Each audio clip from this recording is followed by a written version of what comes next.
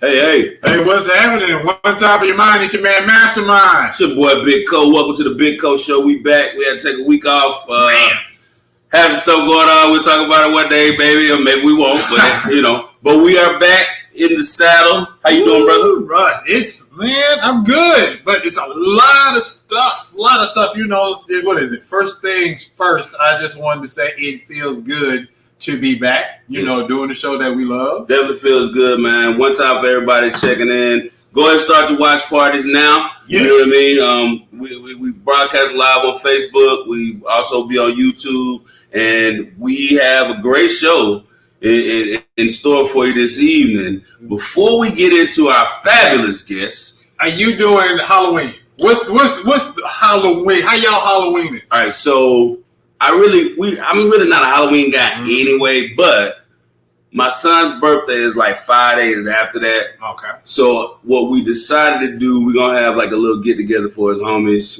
They can wear the costumes and we're going to hide candy throughout the house. Okay. You know what I'm saying? So, and it's with the quarantine crew. We got the quarantine crew folks we've been hanging out with through this whole thing. Yeah, so that's cool. We're gonna try to keep it COVID free and COVID safe, but still do something, What if they start knocking on the doors? You passing out candy? Yeah, I'm not passing out any candy. I'm not putting out a bowl of candy. I'm gonna put a sign on the door that says coronavirus. So that way people won't even come. You stupid. Knock on the door.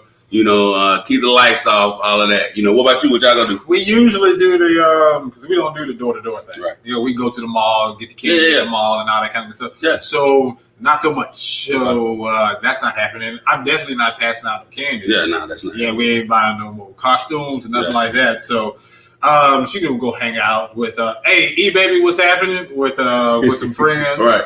And so they'll be chill like that. Kind of like your quarantine crew. Yeah. She got hers. Yeah. So they just going to hang out. All right, that's what's up, man. So speaking of holidays, though. What you got? So my aunt sent out a mass text talking about Thanksgiving is canceled.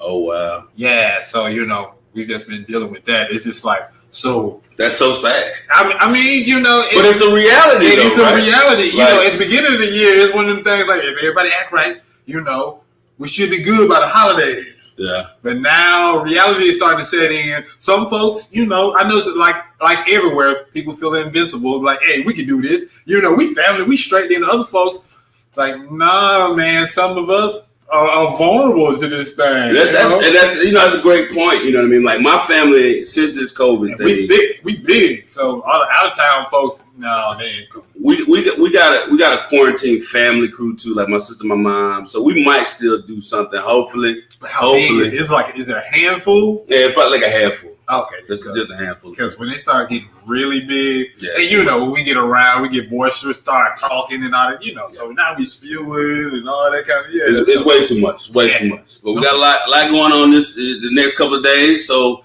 the election is coming up next Tuesday. Woo, are y'all ready? Hopefully, at this point, you've already done some early voting. I've seen a lot of people doing the absentee ballot, mail-in ballots. I'm not a fan of that personally. Do not mail in your ballots. At this point, it's too late, though. If you had known, it's too late because they didn't rig the mail system. So if you put it in the mail, it's not going to get there. It's guaranteed to not get there. I thought it was a deadline, though. No, you can still put it in as long as it gets there by the day. But people are afraid that because they rig the mail system, it's not. It's got to be postmarked and received by that time. If you still have your ballot, take it to a drop box or to the voting administration place or whatever. Just hand it to them. Be like, boom, here it is. But do not mail it. Yeah, at this point, for real.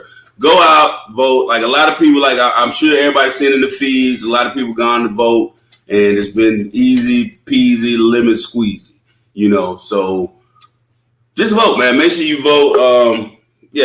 So we got a great show tonight. We try to keep it a little bit light. We got some entertainers, you know what I'm saying? And we have some politicians. Right? Oh, so we got an actor and a politician. We have an actor and a politician who's really a friend turned politician just because she's so Atlanta. Okay. And she's one of those people that is not going to sit back and just watch what happens in her city. Like she wanted to be a part of the process. So we definitely going to get into that. First up, we have my man, Shawn Durham. He is a graduate of the University of Georgia, a friend of ours, a friend of the show. This guy's been extremely busy since college. He's appeared in several films and commercials, TV projects. He played Thomas Jefferson in a PBS film, The King of Crimes. He also is the lead in a psychological drama horror called The House Invictus. Yep. Shawn has supporting roles in Urban Movie Channel miniseries Jacqueline and Jilly, and an indie role in a film called Silvio. Okay. This dude has been, it blew my mind. I was watching TV one day and I saw a Gillette commercial and I was like, that look like Shawn. And I messaged him. I'm like, dude, did I just see you in the Gillette commercial? But in addition to the Gillette commercial, he's done Febreze, Papa John's, HGTV's Property Brothers, Jose Banks, United Way. He also wrote a book that I purchased and got him to sign when I went to his book signing. It was amazing. A book called The Broke Brothers Revolution. It's still in circulation, so you can pick that up. Might as well get it. And on top of all that, this brother also turned the book into a one-man show, called Four Broke Guys Live, where he played every character in the show. That takes skill.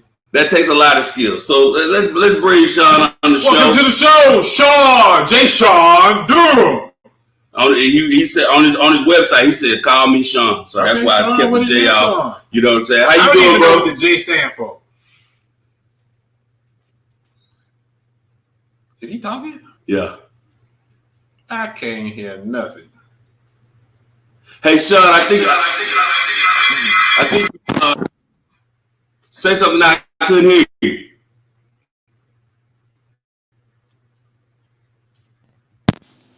You can't hear me, boy? Yeah. There we go. That wonderful setup and the mute button. I didn't have the mute button on. I don't know what's going on. I tell you what's happening, though. SIRI keeps wanting to interrupt us. And I don't know how to turn her off. So right. So we're not going to say that name. We're not going to say that name. Right. But in DC, when you're talking and chatting, you try not to say a lot of names because certain people are listening. So, so how you doing, man? I'm doing well. COVID is crazy, and one thing I'm all about is not catching a case, not catching a bill. Right. People really walking around here like ain't nothing happening, but DC is like Atlanta. Well, DC is way better than Atlanta right now. Not in real life, but I'm just saying, DC, we blue stating up here, so we have a little bit of freedom, but people relax too easily. And if the common cold is contagious, this thing is like 2 or 3 times more contagious than the common cold, and way more deadly, of course. So, but I'm hanging in there. I'm doing what I do. It's also a good time to sit back, write, meditate, try to create. And that's what it is. That's what I try to do. That's what's up. Now, I purposely left out information about the project because I wanted you to fill the people in on what you got coming up. You know what I mean? Yeah. I literally came back in about 20 minutes ago from an editing session. We're boiling down this. I wrote a play 3.5-4 years ago, and it was called The Great Recession, or How Democracy Broke Its Ass Through a Comedy of Errors. Right? And so it's kind of like this Mel Brooks meets The West Wing type of slapstick political comedy. So I think it's smart. And it's not necessarily about the current resident down the street from me, but it is about a person who's very similar to that. And, I wrote a bunch of things. There was some protests in there. There was some Russia stuff in there. There was some all sorts of crazy jokes, just layered on top of jokes. And then I looked at it. I'm like, shit, this is still... it's still worthwhile. So, but we're in a pandemic, and I wanted to have my say before the election or before everything's all said and done by 2020. Right. So I hired 12 actors, got myself an executive producer along with myself, and we got people into a studio, had to shuttle them out, in and out, had to have so many people in there at a time because of COVID. Right. Try to be real safe and responsible with it. We recorded the thing. And it's going to be a mini series. So it's going to be a podcast. So it's called The Great Recession Podcast. You can go to my website, check it out.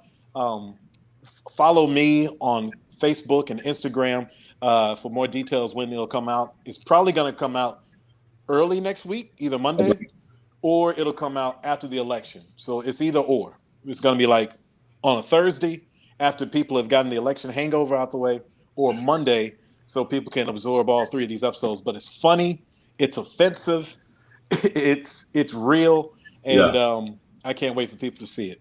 Yeah, To hear it. I'm looking forward to it. Like when you sent me the information, just from the title alone, I was intrigued. You know what I mean? Like I was ready to check you out. You know, I know you're an extremely talented brother, so I'm looking forward to it. So is it going to be? You said it's going to be on like all the podcast outlets? Yes. We're gonna host it on our website first, and then after a couple of days, it'll be available on Apple Podcasts, Spotify, Google. I don't know if I can get on iHeartMedia, but wherever you get your podcast, we'll be able to get it out there. So you doing it big. Congrats. Awesome. Hey, before we get too deep, I got to give you your flowers. I just wanted to let you know, if I haven't said it before, you was the main reason why I started writing for the Red and Black. You know, you told me that back in college, and I didn't believe that joint then. I'm like, no one's an inspiration. We both broke. we $7 checks. Man, come on. We eating Mad Dog, going to Memorial Hall parties and drinking and eating ramen. So, but for real, I see another brother doing this thing, so I was like, okay, well, he about to leave? All right, then I'm about to jump in on that. Yeah, they could only have like 1.5 brother at the Red and Black at the time. It was you, and it was Mark Anthony Thomas after it was me. You wasn't 2X that was 2X there at the same time, Chris Middleton? Well, 2X was more of a contributor, so he wasn't a regular staffer. So there was, but yeah, and in fact, 2X and I, we're best friends. We're really close. Him and Zach and some other brothers that I met going to the Million Man March, getting that thing going. We're still brothers. So, but it was Steven Robinson. He was first before me. And then I'm like, well, shoot, that brother's doing it. I'll try it. And then it was me, and it was also me getting in trouble from blacks and whites. Some things don't change. It don't change. So it is what it is. And Poe came on, and Mark Anthony Thomas, and we made Red and Black a lot more blacker. We did, y'all did, man, and look, and we appreciated that too, because particularly at that time, you knew the climate. Like we felt very minuscule. At the university, and y'all, being able to open that Red and Black and see a black face in there talking about stuff that was relevant to us, man, I don't know if you really understand like what that meant to me specifically at the time. You know what I mean? So I appreciate that too. And Arvell did tell me that same story. So maybe he is telling the truth. He had already told me that before. So maybe that is true. And speaking of Georgia, so we'll have another guest that we'll bring on, and then we'll get into the conversation. Joanna Potts is also a graduate of the University of Georgia. She is a native Atlantan. She went to the great Benjamin E. Mays High School. No offense to anybody with the Doug, I love all y'all. She is a community leader that's always serves as a priority. She's an active participant in the political landscape. She is a post seat holder in the Georgia Democratic Party in Fulton County, and where she holds a seat as the executive committee. Is a seat on the executive committee of the South Fulton region, where she serves as the vice chair. Mm-hmm. She founded and serves as the executive director of the Native Atlantans Alliance, an organization that has over 4,000 interested and active community professionals, born and bred in the A-Town, stay down. Joanna, welcome to the show. Yes, welcome. Hey, Joanna. How you doing? I'm doing good, Corey. I'm so glad to be here with you and Arvell. Well, welcome. So, you said what? So I think we get a little bit of delay. Okay, can you hear me okay? I think we got a little. Yes, a slight lag. What I didn't mention in the intro is that you are currently running for the Georgia Senate District 39 seat. And, we're very proud of you. I was so excited when I saw that you were running, so we definitely want to get into that, talk about it, just Atlanta politics, the climate, things that are going on. So how was your day? Tell me what's going on in your world. Well, we are getting down to the wire. My day was good. I've been having some very good days here since I got into this special election. As you mentioned, I'm a candidate for Georgia Senate. I'm also your friend, so I feel very comfortable here with you guys. I got I'm in campaign mode until November the 3rd, and perhaps even further if I'm not the eventual winner and I've got to get into a runoff. But here in my office, I'm set up for campaigning on Zoom. But I'm not necessarily here with you in the capacity of a candidate. I'm just kind of here as a friend. Interested in the climate of politics, whether it's what office I'm running for, or whatever's going on here in the world. Right now, I'm just like everybody else, sitting on pins and needles, hoping that the world changes up and down the ballot on Tuesday. Yeah. And speaking of the ballot and everything, so that's one of the things I want to talk about, like the climate in the city for both sides, particularly like I'm in Atlanta, so we see a lot of things that's going on. Shawn, what's going on in DC? Like, what's the climate there? Tell it. You know, us getting so close to the actual election. DC, well, you know, the thing about DC, it's highly political, but the city itself is blue politically. And the feeling of euphoria and comfort when we had Obama, 44, in office, completely left January the 20th. And it's anxious. It's a lot of anxiety. A lot of people think they know what's going to happen. No one really knows what's going to happen, but they have educated guesses. And you talk to some people who work on the Hill, people who are staffers and all that stuff. The feeling here is like, okay, this is a nation's capital Super Bowl times 100. Yeah. So people get crunk. It's a weird time to be in a pandemic where you can't go out and watch the returns come in. I mean, when debates were happening last election, right after the Comey letter was released and everything, I mean, sports bars were selling seats and having bouncers at their doors for just so people could watch the debate. So that tells you how spirited DC is this time of year. Wow. So in regards to like what you're doing in your personal life and your professional life, what was the motivation for you to when you decided you wanted to write this play? Like you said, it's kind of like you kind of Nostradamus because you wrote this before all of this is going on right now. Yeah, so well, the motivation behind you actually doing that? Well, I'll tell you, when it comes to the Great Recession podcast, I wrote it as a play. I was in a fellowship and I wrote this play. And the thing with the fellowship is that you share what you write, if you've written anything, with your fellows, right? And you read it and let them read it and they can critique it. And half of them didn't like it. Half of them did like it because I think the people who didn't like it because it's satire. And satire means everybody gets a bullet. That means everyone's going to catch hell. So I gave it to this person, gave it to that person. Of course, the Trump side of things was skewered.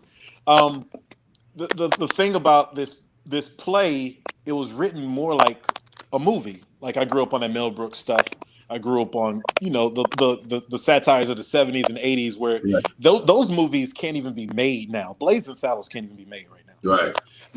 But I'm like, you know what? You can still do that in theater. So I did it for theater, but it was so big and so vast. I don't think a theater wanted to touch it because it would have cost a lot of money.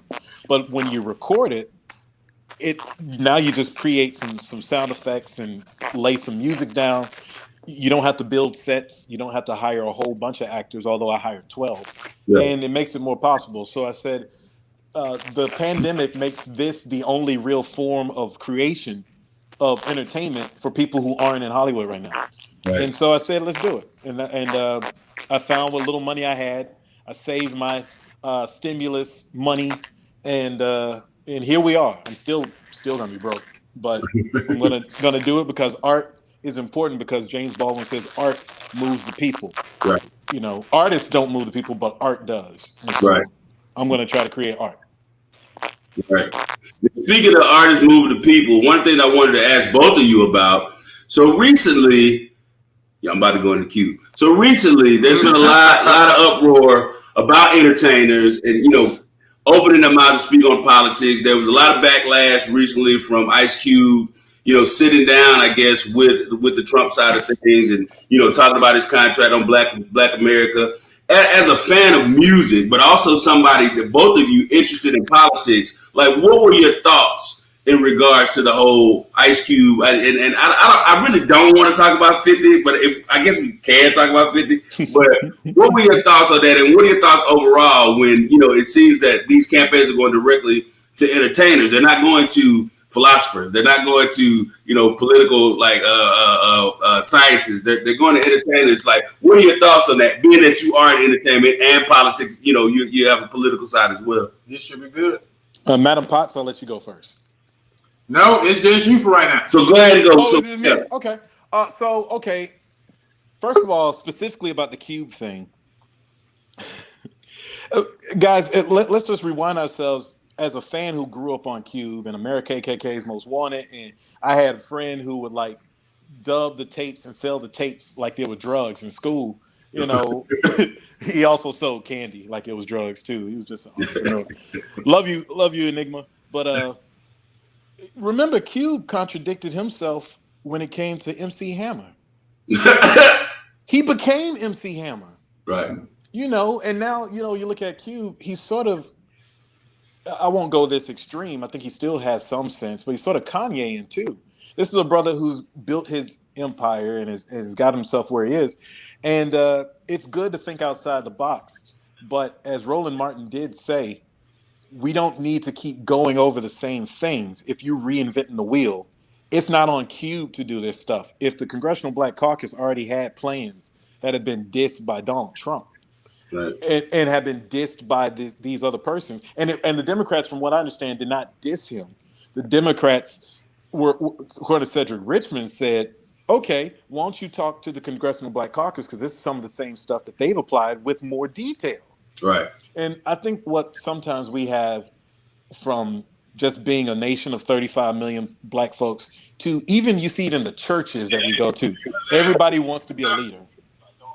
Everybody wants to talk and be a leader. They don't want to be, they don't want to work with folk. Right. They don't want to work with what's already been in place, you know, and work within those systems to expand and build and consensus build. Cube had some good points generally, but from what I've been reading, what I saw, brother also didn't know exactly what he was talking about, because the stuff that the Trump administration was selling him was a bill of goods. Yeah. That $500 billion wasn't really $500 billion. Right. You know, a bunch of that stuff was fool's gold, and so it makes him look like the fool this close in the game.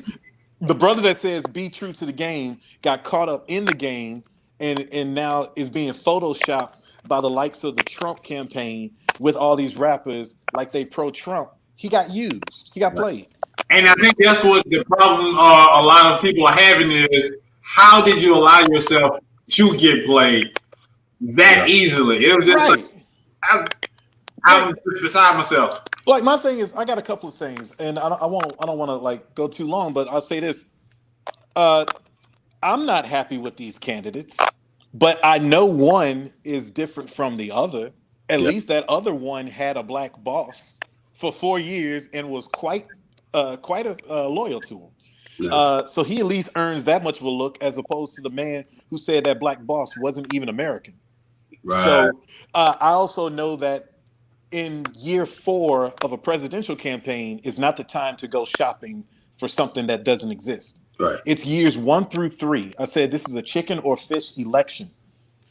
There is no vegetarian. There is no steak. There is no vegan. If you wanted that, you should have RSVP'd years 1 through 3 to develop it and make that happen then.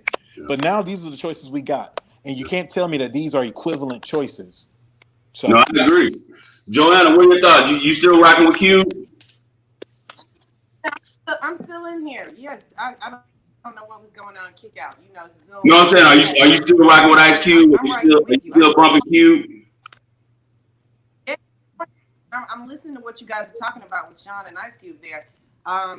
He hit on something that I know you heard, and I appreciate what you said when you introduced me into the show, of knowing me as a person who is keeping it real, if nothing else. I would say that's one of the hardest things. This is far more challenging than I ever thought that it would be. I'm here for it and I can handle it.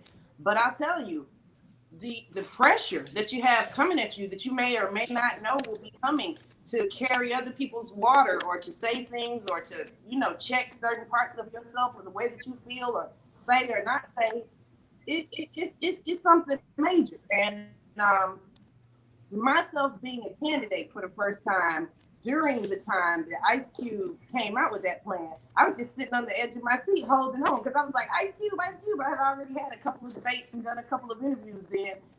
And at that point, I already had an opportunity to see my own words coming back at me. Right. And, luckily for myself, I'm working off of a script. I'm saying what I mean truly. I'm trying to, I don't want to say try, because, nothing beats a failure but a try. It's on my mind to be careful about what I'm saying and to use a filter, like what I wouldn't say if my mama's not in the room. But with outside of that, it's just important for me to tell the truth. I don't have to remember anything, and tell how I honestly feel. To how it goes, you just got to be so careful. I just felt Ice Cube going off a cliff, and I knew that he has good intentions, like for church and religion. Don't get me started here. I know about 3 Bible verses. Me and Lord talk all day long, but I'm not. right. I know I'm. But I can appreciate every religion because I know that anybody who gets up and goes to church, they look for the same thing. And I think that's where we find ourselves in politics, black, white, Democrat, Republican, or wherever we fall. We all have this image of what we want, and it's a million ways to get there, and none of them are wrong or right. It's just, which ones can you put out there that are the least polarizing in the least polarizing way, where you can build the most consensus. And I just saw Ice Cube going about it all the wrong. And like I heard you guys mention before, not even a week went by. And I think, the debate that I saw going on in social media and in my telephone, and us black, considering ourselves black intelligentsia that are calling one another and going over Ice Cube. I think that no one, well, for me at least, I don't think there was very much of a debate whether or not he had the right to say something. Anybody's got the right to say something. I think that what Ice Cube may have felt when he felt like collectively black people go, whoa, whoa, whoa, it's sort of like we just knew. And no disrespect or no slight on where he got his business experience or how he got his money. He got more than I do. He can buy and sell most of it. But he got it in the street. We all saw the movie. Yes, men all around him. Yes, Mr. Ice Cube. Whatever you say, Mr. Ice Cube. There's shrimp and lobsters and dancing girls everywhere you go. You haven't really been out here in this cutthroat corporate, which is what a company, which is what America is, and it's in government. In certain sense, it's just corporate on steroids. On TV. Yeah. So you can just feel him going off the cliff with the best of intentions. He went about it the wrong way. And what we were kind of saying, not trying to be like so smart or like, calling the game, they don't play you. And they played him before the week was up. And I felt sorry for him. Yeah. So, and that's one thing, just kind of touching like on what you were saying. He's a millionaire, a multi-millionaire. So I really can't see him speaking for me. You know what I mean? So like, I don't know. I'm not going to stop bumping Death Certificate. That's one of my favorite albums of all time. I really have an issue with entertainers being the voice of Black America, when they go to these, when the politicians go to these people. And I feel like Shawn was saying, you kind of getting played, you know what I mean? But I feel like I understand, like you were saying too, Joanne, I understand the game and why he did what he did. I don't think he had bad intentions. But I think at this point in the election, it kind of convoluted, the whole argument. You know what I mean? Because it's 11th hour now, and now, we have an Let me shoot my shot. Let me shoot my shot. You know what I mean? Man, look, Q is one of my favorite artists of all time. I got a chance in meeting and interviewing him, so I just felt bad that he allowed himself to get played. I was just like one of the coolest people that I thought I knew. Ended up getting played. It was just like it kind of hurt. It was just like, oh, down goes Frazier. And to what Shawn was saying, even the 500, whatever the amount, the number was, it's a pie in the sky number when you sit down with people that have historically never followed through with what they said that they were going to do. True. I got a question for you, Mr. Potts. why did you decide to run? I mean, what is it about politics that said, you know what, I'm about to run this campaign and be part of the Senate? Okay, first I'm going to tell you that, when you said politics, I figured out before, during, and after that I am not a politician. I know that I am prepared to serve. I'm willing to serve. I can do a good job. I can knock this out the box. But politicians that do this and keep themselves in a certain mode at all different times, I can see that this is a temporary situation for me. I will go and do what's necessary. But it's a learning experience, and I don't think that anybody should serve forever and ever and ever. I think that it's something that you do, that you learn from, and then you bring that back out into the private sector. You find somebody else to teach them how to go through it. So I'm willing to put myself up for it right now. But I tell you what, and my brother Michael, who's a UGA alum, like the rest of us, can tell Corey that this is true. One of the things that made me run or even consider it when asked was something that I had seen on Corey's show as a fan of the Big Co Show. Corey don't know that I'm gonna say this, but I promise you, I have one of the policies that if people say, "What's your dream?" If you could do it, it's called the Little Red Schoolhouse Bill. Now, what that is, what in a nutshell, the state stand for all the school systems. The school systems basically, the states make all the laws and the rules. They have to do what the state says in order to get the money. And from a show that you did, Corey, with 6 children on there, I watched it twice. I was the first time when you were talking about their virtual learning. And none of them knew that they were creating a tear-jerk moment. They were all just giving their honest days. Like, you're like, give me your day, what we're going through. And you had children of all ages, all colors, from all around the city. And me just hearing those children explain in earnest, they weren't complaining, but I heard the little hurts and the little pains and little aches and the little strange little things that are missing in their lives. And that made me want that's really one of the main reasons I want to run. Is of course the thing, it falls into those categories that you're going to hear every politician saying: education, healthcare, public safety. But common sense decisions and policy making in these days and times with regard to COVID in education is one of the things that made me run. Common sense, transparency, the truth about what's going on with COVID, diagnosis, testing, upcoming vaccine policies. That's what made me run. I don't want to do this, but I want to know what's going on, and I know y'all know how to get in touch with me. I know y'all know I shoot straight. I know y'all know I'm not afraid to speak truth to power. Can I change power? Maybe not. I can put else with a pen in it, and I will, so that we find out what's going on, and that we are dealt with fairly. And then with regard to what's going on in public safety, murdering is not a part of policing. I mean, I don't understand why they are shooting to kill, period, point blank. Do you guys remember about 6 months ago when Erica Shields, the former police chief, stopped, and it was like the biggest thing in the world everybody was talking about, that she said she wasn't going to let them chase nobody. No police chases through the city. And the rationale was very simple. That it's not worth anybody dying on either side of those steering wheels or anybody by mistake over some property arrest. Right. And the same thing should apply at any time. When you come up, you can't graduate from high school, go to the police academy, and then come out and decide to be judge, jury, and executioner. It don't work like that. We got to stop standing for it. Another thing that we got to keep in mind 100, and let's stop playing and asking why. We got to bring history to today's moment. The police, the sheriff, whatever you want to call them, when they first came into being in America, it was to catch slaves. That mentality ain't went nowhere. So we got to stop asking why. It's like we got to throw the whole thing out and start all over and tell police what we want them to do. I think that we have to take a lot of responsibility for ourselves. We talk about parents who call the police. We got to stop calling the police on each other. Half of the cases that I hear, the one that I just heard the other day, in the last 24 hours, I got these lines. It's not a part of my campaign necessarily. It's just a part of how I feel. MSI, murder, serious, in-house. Is it really worth the murder? Anytime, black, white. You call the police on a black man or a black woman about anything. You're saying he's deranged in the house. You just need a little help. You got a 50-50 chance he might be dead after the phone call. Is it worth it? So next, moving me to the S. Is it really that serious? And the third one, in-house. Can we handle it in the house?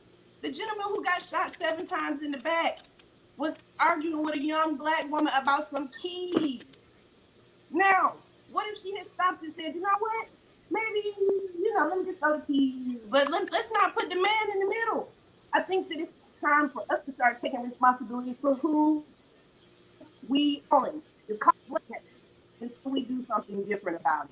And if anybody doesn't think that we're still looked at as slaves and as second-class citizens, we're crazy. Right. So I'm starting to point, and that's why I'm going for it. And then mostly the thing is children. And with regard to that little red schoolhouse, just to bring that to full close, I would like to see the state mandate that for teachers and children, that instead of sending them to buildings, they provide safe, small neighborhood spaces of no more than 10 to 15 children. It reminds me of what you were saying that you were doing there for your son. You said you got your quarantine crew. This ain't going away no time soon. We're going to be dealing with this for the next 2 to 3 years. They come out with a perfect vaccine tonight. It's still going to take 3 or 4 years before we got to stop living like this. It just is what it is. And we can't keep opening and shutting down schools, putting teachers in death traps, and we can't keep doing this Zoom thing with the children. They are getting depressed. One of my daughters, God bless him, 20-year-old gentleman, committed suicide last night. I feel like Wow. indirectly, COVID-related depression. These children are hurting. And we got to do something to create something. We keep talking about a new normal, but we talking about ourselves. What about them? Because the children are going to grow up to rule us. So we going to be easy or we going to make them best? Indeed. Shawn, you were nodding through a lot of what she was saying. You have something you wanted to add to that?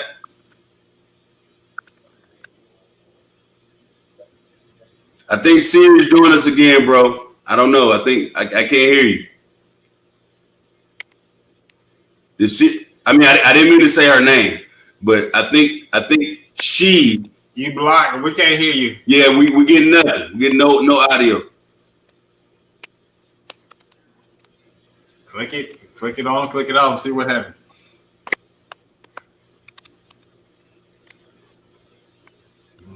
Nothing. Look, the AIs are taking over. Look, so while he's working on that, when we get Shawn back, I wanted to talk about at some point. I want to discuss. How about now, bro? Okay. Yeah. Nope. Yeah, he gonna come back. Okay. Big shout out to Brian Allen. He said, "Great show, Coe. Like the hashtag UGA vibe going on. You too can get your comments on the screen. Just go to our Big Coe Show Facebook page. If you see it anywhere else, you can't comment. But if you go directly to our page on Facebook, I can see all your comments. You can be live on the screen. You can be popular. You're gonna be famous." Yeah. Julia Harris, my good friend, she said, "Well said, Joanna." Jennifer Ware McCreary, Jenny Lolo said, "Southwest Atlanta, stand up." Hey, Joanna. So get your comments in. Get your comments in. We're trying to get Shawn back. We got you back, bro. Yeah, you get shout outs, Joanna. Carmen Cedar, my sister, the diva. She said shout out to Shawn, to Coe, and of course Mastermind. And it is what it is. But yeah. So while we're working out our technical difficulties, like one of the things that I thought recently, there we go. She can't hold us down. All right. Strong. I won't say her name either. All right, go ahead. I don't actually. She didn't pop up, which was crazy. I don't know what happened. It was like a lull. I did have a few points, and I was agreeing with a lot that Madam Pitts was saying. Madam Potts was saying. I do have. It is a little challenging though, because when you get into disputes and some stuff goes down, like black folks are in such a predicament. We don't want to call the cops because things could escalate and get terrible. But sometimes things can escalate and get terrible if we don't call the cops. Yeah. Catch 22. It's a catch 22. So my thing is, I feel like the cops are more patrollable if we actually, as a society, want to do something about that. But it's tough if you're a black business owner and like a ruckus happens in your joint, other than you wielding a gun while other people wield a gun. you might want to call the cops. Yeah. It's so we got to do something about them cops. Um, Also, secondly, it is really it's a curious moment for Black people in general. We're getting more and more diverse in our thought. We're getting more and more frustrated, and so I can sort of feel like brothers like Q want to make a difference, and they got money. They feel like they're living good, and why can't things go the way they want? But that's because they've been a boss as well. So when you've been a boss and you make money, now you're like, well, things should go the way I see it. So Q probably been in that, getting that feeling like, well, I should have the main line to any president. And if they talk to me, then they should talk to me.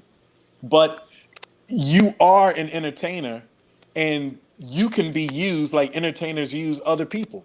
Right. You could be a billboard for their cause. The whole thing that frustrated me about the whole Trump Q dalliance is uh, it's out there the same time this Cube story come out that the Trump is looking for the black male vote. Jamel Hill puts out a hashtag, blame the black man, because black women think that black men are going to sell out uh, their cause and create a new level of patriarchy within our race, or we're desirous of the patriarchy.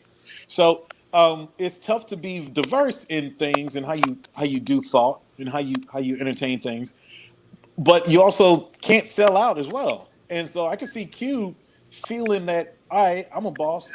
This should happen. This should happen.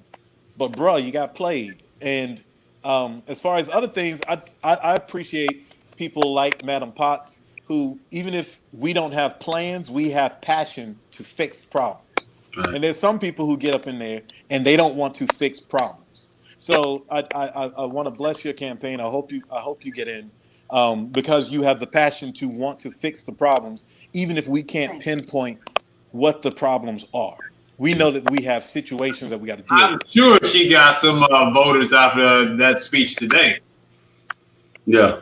But I want to touch on, like, stand kind of with what Shawn is saying in regards to, I think the tweet they said Jamel Harris put out about, the black patriarchy. I want to ask Joanna, because we did a show on something similar to this recently, because there is a sentiment of a divide even within the black community. You know what I mean? Like, one of the things that I noticed, and Joanna, you could definitely speak to this, being that you are the woman.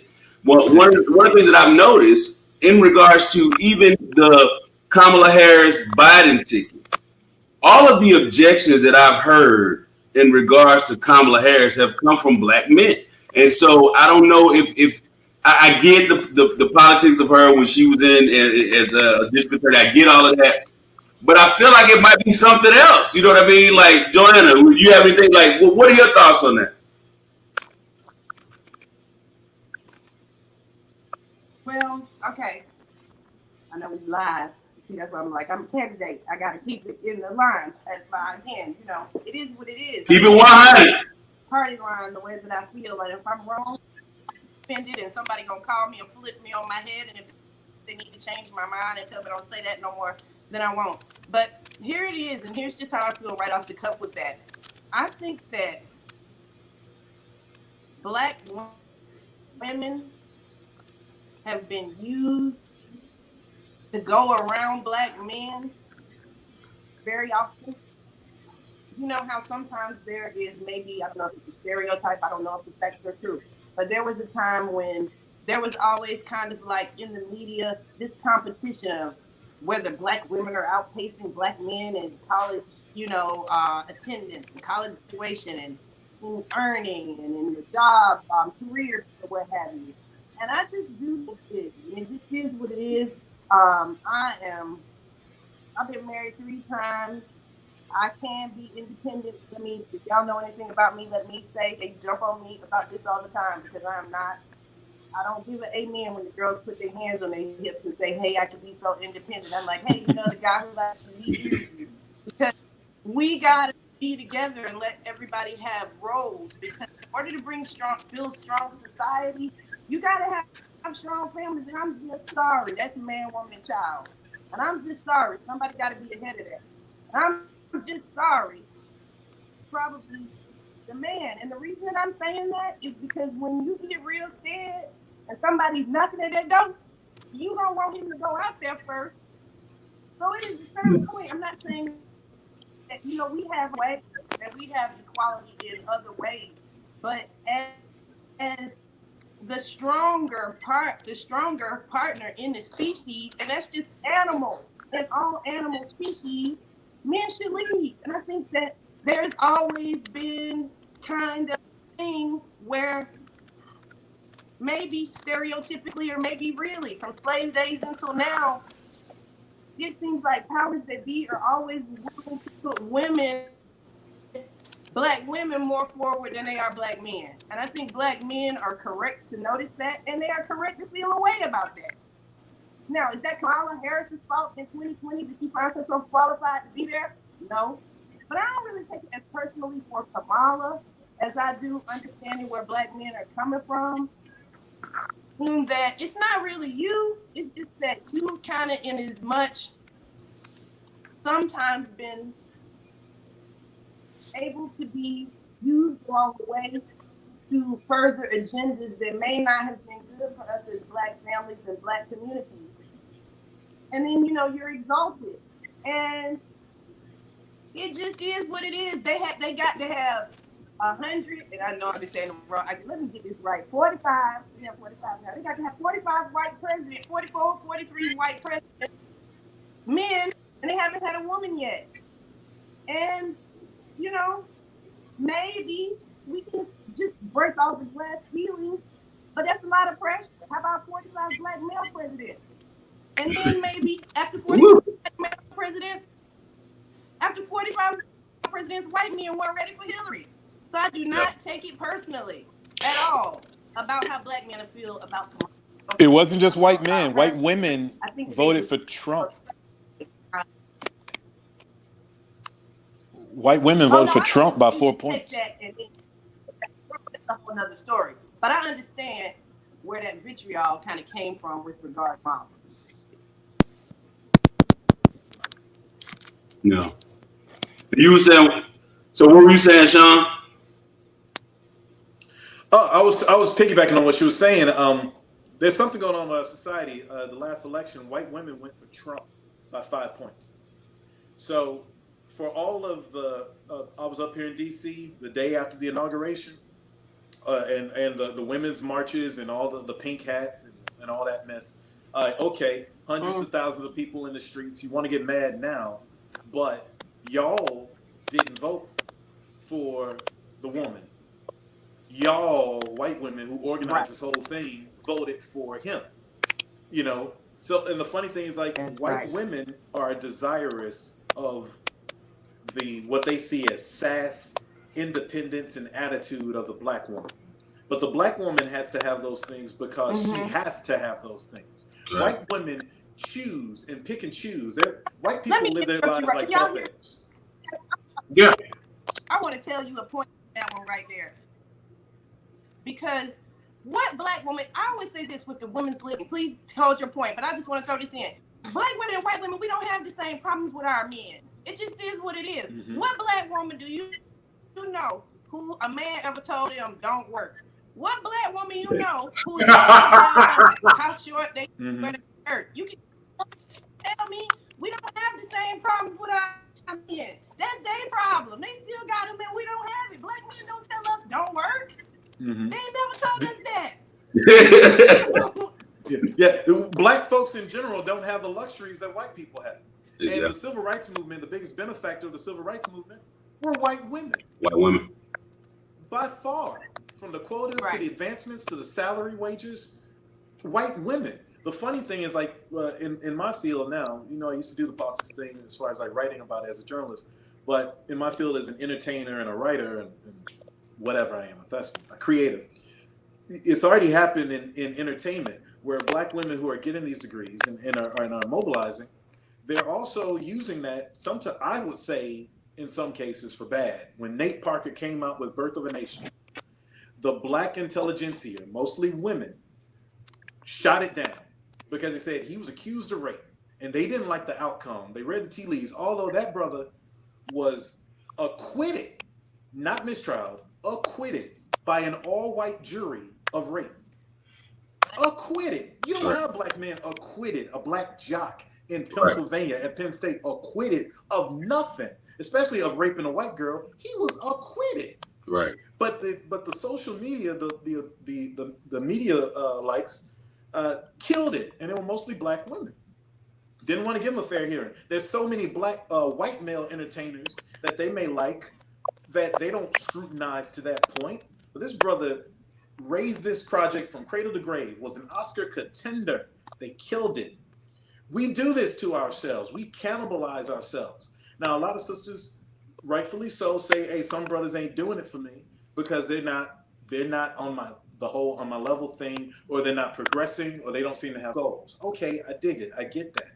But there is a strong divide on both sides where men are too busy calling women females instead of women and ladies. Women. Exactly. I can't stand it. I got I hate that too. Some great friends from California, but they bought into that whole hip hop 90s mess where they got to call women females. As if that's some dignified way of talking about a woman. Like a female. Whatever. Female. But they got to act like ladies and women.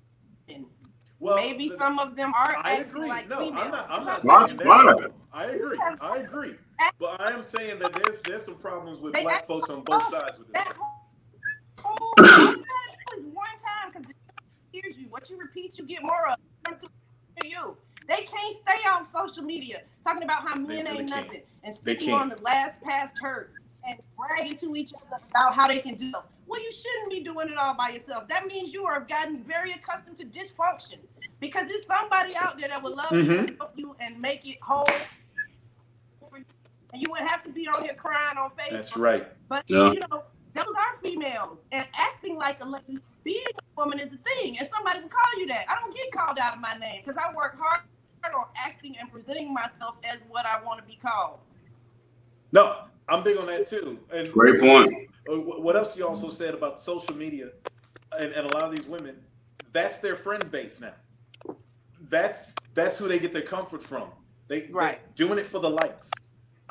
This is a funny story. It ain't really a story, but it's kind of like indicative on a sexist tip about how some people view what social media is.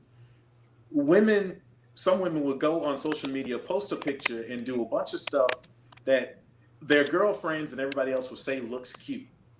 And a lot of brothers will be like, that don't look cute at all. Right. But women are like, some women are to the point where it only matters because they think it looks good. And they're filling up the peanut gallery because misery loves company. Yeah. And I don't want this to be a black woman bashing thing, because I'll tell you, a lot of brothers, you know, we probably need to get off the Instagram and stop messing with these chicks who got injections in their thighs and their butts and got hair that ain't theirs, all this other mess that ain't got nothing to do with nothing. Right. But that's fine.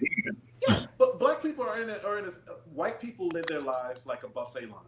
I'll take some Chinese here. I'll take some Italian there. They pick and choose when they want to be feminist or sexist or a homebody. White people have that luxury. Black people have been black first every day, foremost, and black women have been seen as the person acceptable by white folks to do jobs. Also, they could, like, Michelle Obama has an approval rate of 69%. We can see her being president. Yeah, because black women have been doing every damn thing for y'all all your lives. You can see her doing all this damn work. And white men will be like, yeah, she could be my boss, because they're thinking about trying to do her. You know? Facts. That's the box they keep putting us in. Look, so my friend Jolie LaFleur. No, go ahead, John. You get your black check.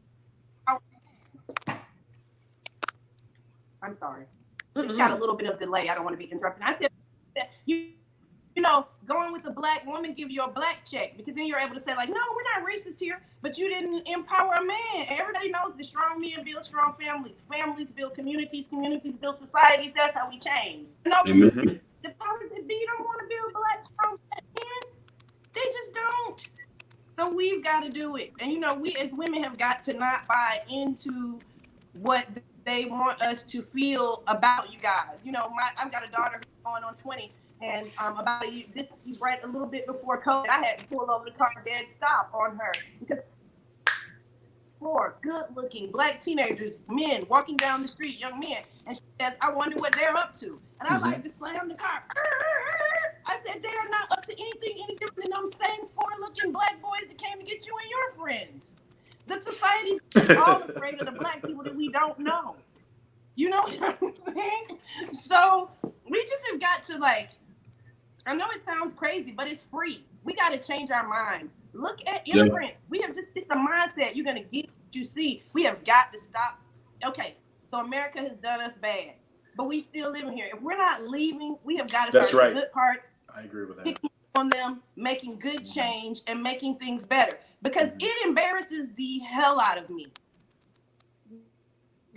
It's not about black skin. It ain't. It's got to be about mindset at a certain point, because the blackest night African can come in here and get the convenience store up the street from me, and in 10 years, he got more Benzes and Beamers and everything than I got, and he still don't put it in the black community. He hiding out somewhere because he half scared of us. But it is not about our skin. It's about our thinking, and we are looking at America. As soon as we come out the black womb over here as descendants of American slaves, somebody is showing us the Roots movie and telling us we in last place. And they are coming up, growing up black as we are, and seeing America as the land of the free. And for their first 18 years of life, they say, as soon as I get to America, as soon as I get to America, as soon as I get to America, it's on. And so they create that for themselves. And we still over here talking about, when I get my check, you dancing for having to get a check. And they going opening up stores, waiting for our store to be perfect. They sitting there at the nasty stove, making 6 figures. Over and over and over and over and over. You can sit there and count their money while we on the way to work for some pennies.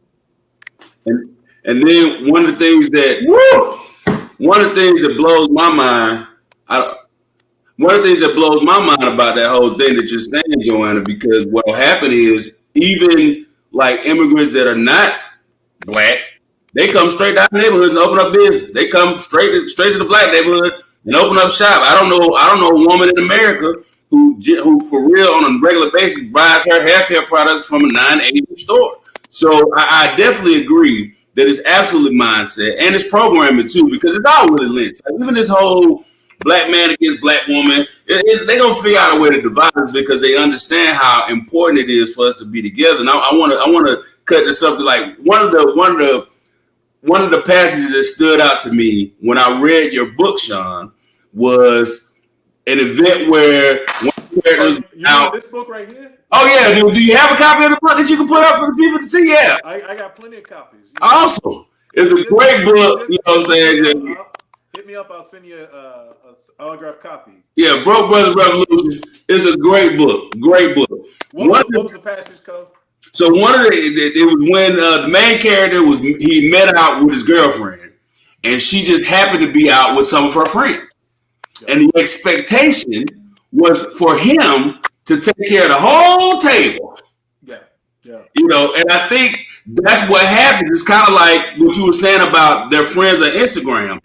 It was more important to her for her friends to see her man was balling, you know what I mean, than to make him feel valued, because that devalues the man. Oh, yeah, can you get me and my girls some drinks? Like, and I think that's a part of the mentality. It has gotten like exponentially worse. They're gonna have to be thirsty. They have to stay thirsty. It got exponentially worse with this advent of social media, because it's all about what it looks like and not what it is. Man. Brothers, we watch too much TV, and we watch the wrong TV. Yeah. You know, we're very impressionable as a race. But unfortunately, when we're impressionable, some of the other things that Joanna was talking about as well, it sort of layers in, it filters into how we think. And so we don't think anything that's ours is good enough. So we don't support ourselves. We don't like, you know, treat each other with respect. We don't look that way. So we have some issues. Black folks, like Chris Rock said, you know, America is a land of opportunity, but it's also like the uncle that put you through college, but he molested you. You know, and so that's kind of how Black folks are. And then we have all this stuff within ourselves. Society pits black man versus black woman. I'll tell you what, and this ain't a popular opinion. I watched Lovecraft Country. I thought it was but because all the black men in the 50s on that show suck. Yeah, soft. No, they soft or they sucked or they had issues. Like there was no good black man on this show in the 50s. Yeah. Where it was still patriarchal. Yeah. We ain't got no good black men on this show, but I ain't gonna talk about the show. I don't want to get no spoilers out of nothing like that. Good, because I haven't seen the last 2 episodes, and 2, that's my show. Look, I want to go to some of the questions. You have all that. You have at it. Talk to me after you watch the last. We get some questions in from the audience, so I want to get some of these in. So, get them in. One of the things that so Jolisa LaFleur said in response to Joanna is like, yeah, she absolutely agrees that women have to when they have a man they can lead, but she said men should know how to lead, and men don't get to lead just because they're men. And I think I think that's a great comment, and I'll let y'all both respond to both of these. But my friend Reggie Nash, shout out to the hometown CoeLGA. Reggie Nash asked a question which we've touched on this show, and I absolutely 100%. What did Reggie say? Is there misogyny in the black community? What? Of course it is. Look at the rap music. I was just saying, but yeah. So, what are your thoughts on that? We'll start with Joanna. Full screen. Okay. Well, I didn't. I ain't trying to be going no back and forth or anything like that. But saying that men don't get the lead just because they're men. I'm not getting ready to be going no back and forth on that. But this is just all the analogy that I always like to bring it to, because that's so easy for us to say, except when a whole bunch of big lions and bears come out. Then we have to jump after them. I'm gonna just leave it. Or it's time to kill some animal. I'm not saying. I'm just come on. It just is what it is. We can play this game all you day. When you get ready to move, you don't go cut your 3 girlfriends. I'm just saying, y'all don't want to go there with me. We can keep on if you like. What's the next part of the question? I think you got all the questions. So Reggie asked, is there misogyny in the black community? And I'm sure he was giving to because we kind of touched on this before. I commented on the post that he made where he talked about, how we mistreat our own women. So, well, let's talk about that a little bit. We doing it to our own women, to a degree too. Yes. I mean, I guess I got me. a whole different point of view on that too. Look at post. The digger soap in the hole. Shawn, you better jump in like it's Dover Dutch. I got it. That's no problem. I mean, look, of course, I think there's misogyny in all facets of life, and especially amongst black folks. But I also think that there is a desire. In the black Go ahead, John. No, I'm sorry. It's the delay. I can't tell when somebody else is talking. You go ahead, Shawn. I'll come back. All right. I'll be real quick, but I'll just say there's misogyny in all facets of life, in America particularly. But I do think it's because black men they're catching hell from both sides. Like we just talked about earlier. I think a lot of black women can be a twofer when it comes to white people accepting the black woman, because they're not threatened by her as much as they are with the black man. Secondly, the thing with brothers is like there's a lot of brothers who are in such dire straits that they want to they become over emasculated. They want to be extra aggressive and assertive in how they do things, and they think that is the proper way to be a man. I'm not going to give no man tips on a YouTube show. That takes a lifetime. I had a father, and he was good for me. And my 2 brothers, and may he rest in peace. Love you, bro, Durham. But the thing when it comes to like manhood and the black community is we talk selectively at times about what we want our black men to be. We say we want strong men, and it depends on who's saying what type of man they want. Some people say we don't need the men. That could be a whole sexuality situation. Have that conversation on your own. But it's interesting how we are very selective how we want the black man to be all things to all entities. But we have to be, but we can't be none of them. We don't win at any of it. Because if we are a certain type of man, well, you ain't good for nothing. You don't cook. You don't cut grass. You don't kill the mouse. You don't poke the bear. You don't defend when there's a knock in the night. What are you good for?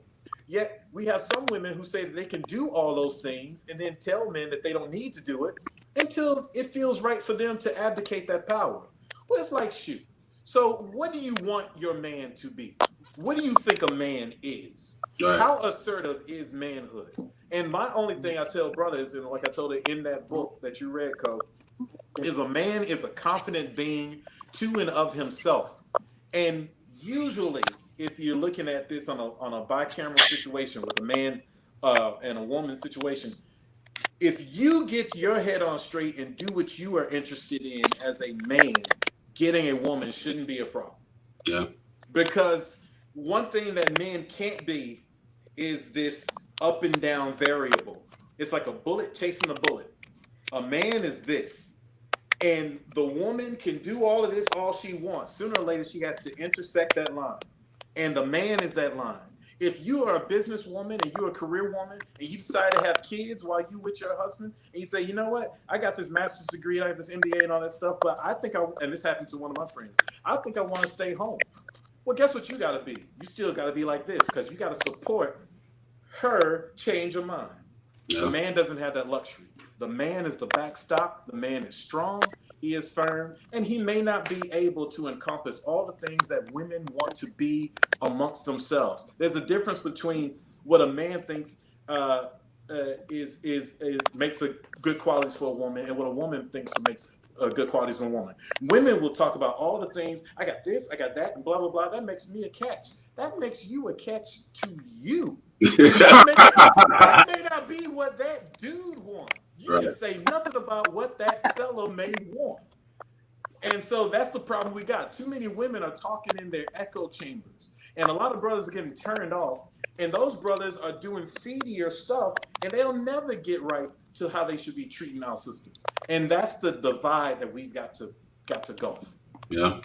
Joanna, I think you got something to say about that. Oh, this is about to be good. I like her.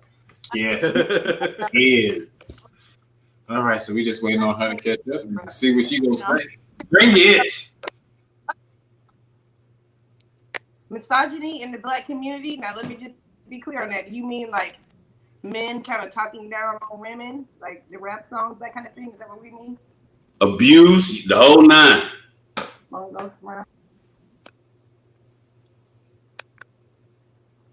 Okay, abused.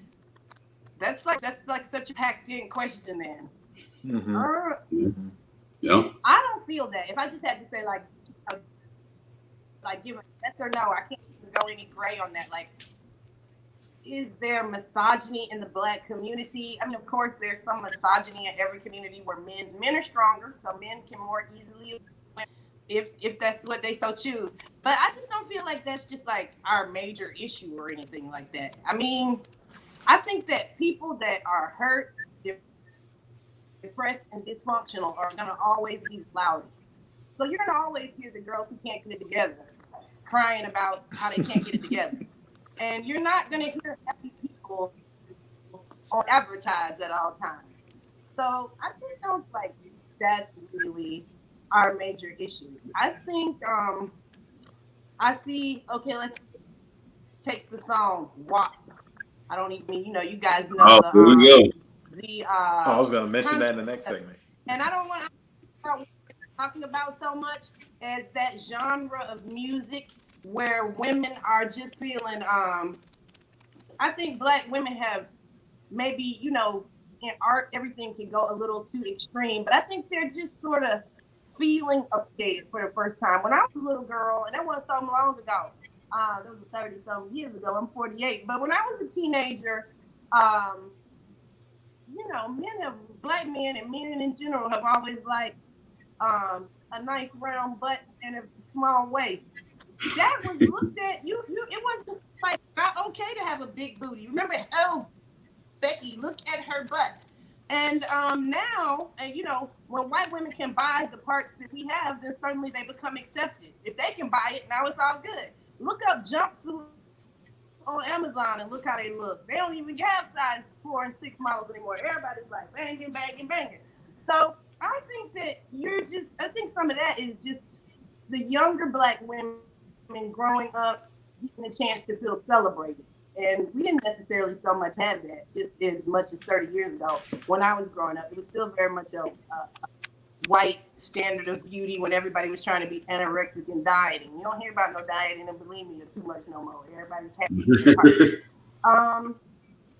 Misogynistic towards women. I mean, I think that's just gonna happen. And you hear it, I think it's more glamorized in art than it really is happening. Like you hear people rapping about it more than they're doing. I think that's just about the same situation as how they're rapping about how much drugs and how hype and how big their cars are. And we know half of these people who grew up with them and they never really even been to the ghetto.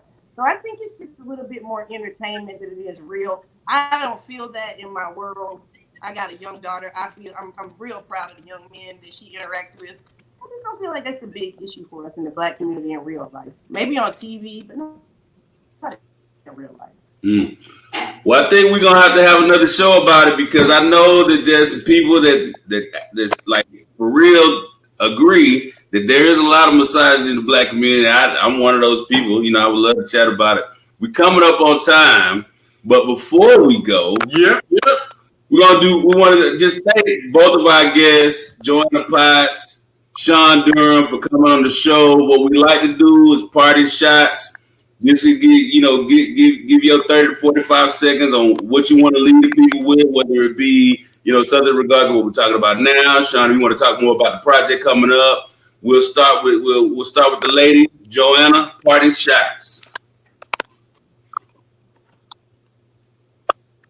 Well, thank you. I just appreciate it. I am running for office on the November 3rd ballot, Georgia Senate District 39. That is not the whole city, but it encompasses parts of Atlanta, East Point, College Park, South Fulton, and Union City.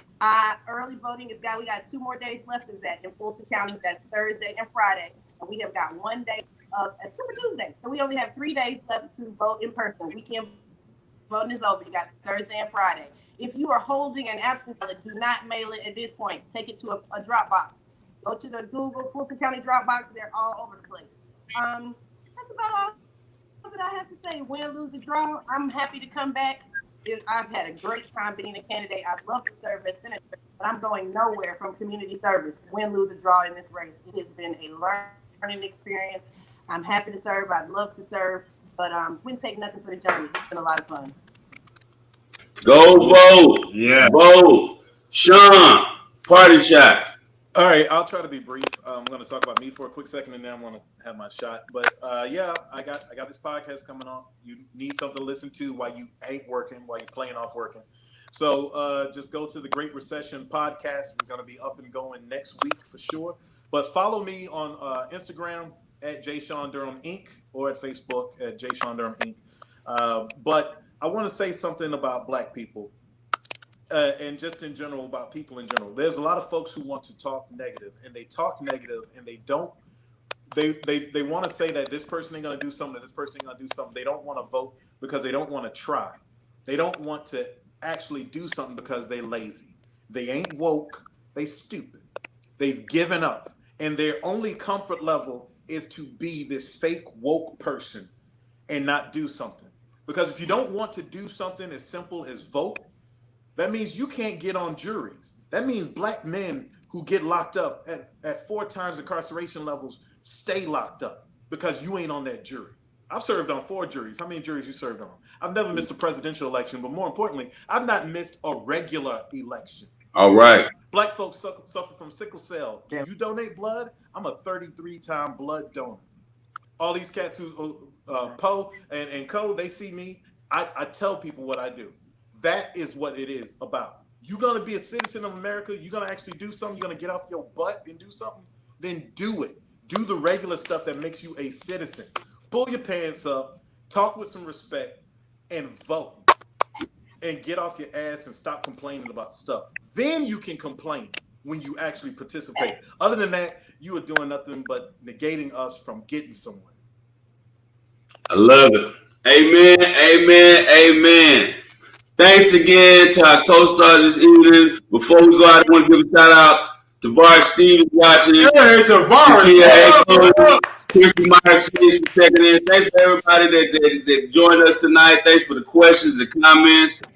As per usual, thank you to my friends, because we have our friends on the show. You know, most people come on the show are our friends, you know, so always a pleasure. Please look for my man's podcast when it comes out. I'll definitely have it on our page, and, you know, we'll make sure. And if you are in District 39 and if you have not voted yet, you already know. You already know. She done told you. You already know. And she outspoken too. Yeah. Yeah, you check that box. Check that box for that woman. So thanks again for joining us. We got a good show going on tomorrow. It's an early show. Unfortunately, Mastermind won't be able to make the show because he has a real job and stuff. Like, not to say that I don't have a real job, but you know what I mean. But free 4:00 tomorrow, we will have the current Cobb County District Attorney, also our friend Joya Holmes, on the show, as well as Leroy Trey Hutchins, who is on the Cobb County, running for the Cobb County School Board. So we're going to talk about my home county where I grew up, Cobb County. But until tomorrow, vote if you haven't voted. Vote if you haven't voted. Did I tell them to vote? I think, yeah, go ahead and vote if you haven't voted. As always, we love y'all. Peace and love. Y'all have a good night. We out. We are out of here. Thank y'all so much. Oh, I think we did well. God bless y'all. That was great. God bless, bro. God bless y'all. Y'all are so awesome.